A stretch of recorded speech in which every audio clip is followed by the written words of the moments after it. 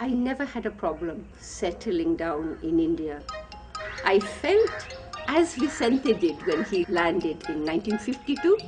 I landed in 1963, but I felt, and he also felt the same, very much at home from the first day we landed.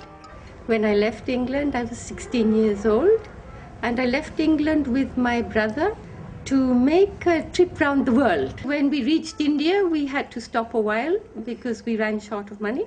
And my brother, who was a chemical engineer, he had to work a while. I saw an advertisement in a newspaper to work in the editorial department and also to learn journalism. Whilst I was in that newspaper, a missionary called Vicente Ferrer had a problem for which he had been sent out of India, and he and all his friends and supporters were fighting that.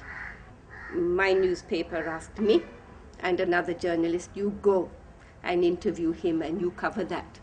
I don't remember too much about that interview, but surely that had impacted me a lot, made a lot of impact on me, because very soon after I left that job and I joined that campaign to fight for Vicente Ferrer that he could remain in India.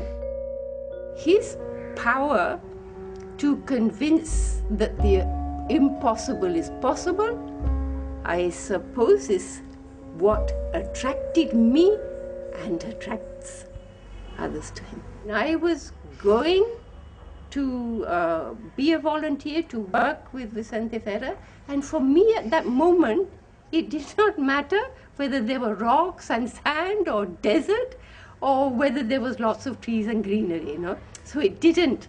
I mean, I was a novice at development at that time, but still the problems and difficulties did not concern me. I did not bother me.